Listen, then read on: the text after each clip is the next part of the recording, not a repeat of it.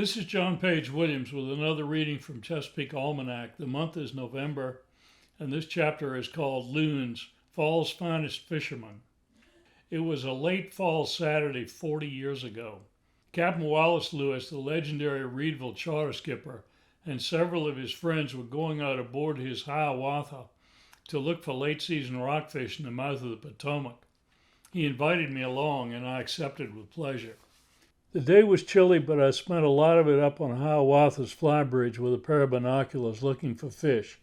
The pickings were slim, but at last I saw what I thought we were looking for a half-mile away. Gulls diving and water boiling as baitfish found themselves trapped from above and below. I yelled down to the cabin in great excitement, and Captain Wallace pushed the big boat's throttles forward. Something in his face, though, told me that he didn't quite share my excitement.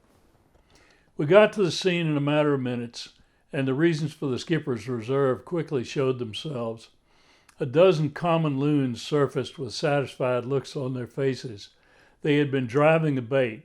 They had been driving a bait, not rockfish, and it was clear that they were just as effective at this tactic as a school of rock would have been. Their strong legs and big feet, set well back on their heavy, streamlined bodies, made them both fast and maneuverable underwater. At the time, I didn't know that the Chesapeake even had loons, much less that they could drive bait so well, but Captain Wallace was certainly familiar with them. In his gracious way, he said, "I didn't want to disappoint you, but I was afraid those gulls were diving on loons. There are a lot of them out here at this time of year." He was right. We saw over 100 that day. All were in winter plumage, with white throats and breasts and gray-brown backs.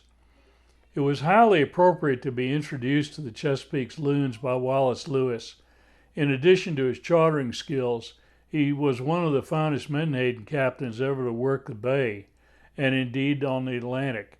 It was no accident that he saw a lot of loons during his commercial fishing career.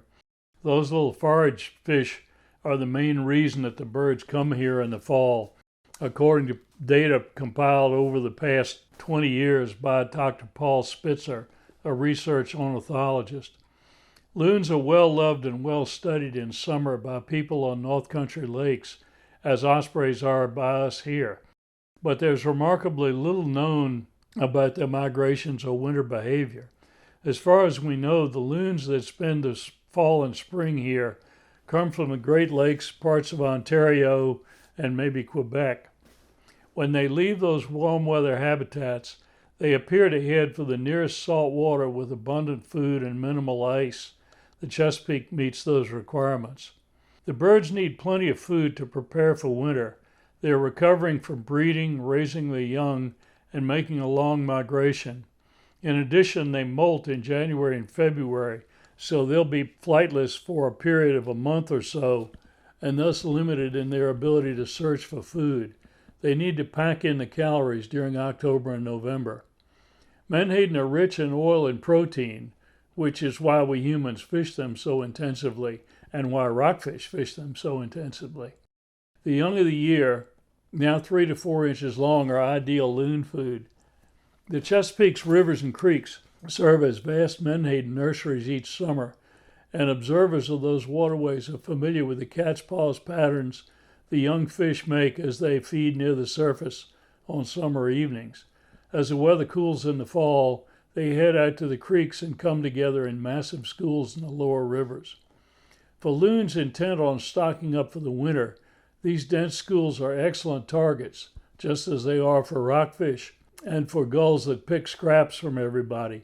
Paul Spitzer calls these occasions banquets, and theorizes that the loons literally follow the menhaden on their 1 to 2 month progress from the river mouths out to the main bay and down to the Atlantic.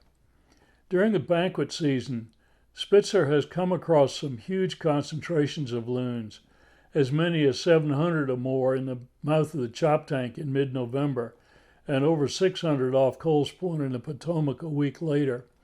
On 2 occasions in December, he has found over 1,000 loons during a 3-hour searches in the open Chesapeake off Mobjack Bay in the mouth of the York River. As winter comes, the menhaden swim out onto the continental shelf and down off the North Carolina coast, where they move offshore, disperse, and go into deeper water until late February and March. The loons from the Chesapeake follow them down to the vicinity of Wilmington and Harker's Island, where enough other species of fish spend the winter on the shelf to tide the birds through their flightless molting period. For anyone accustomed to thinking of loons as solitary creatures of remote northern lakes, this social behavior on the bay appears out of character, but loons have presumably been following these behavior patterns for thousands of years. We just haven't been watching them long enough in enough different seasons. Paul Spitzer believes that the Chesapeake has major importance for North American loons.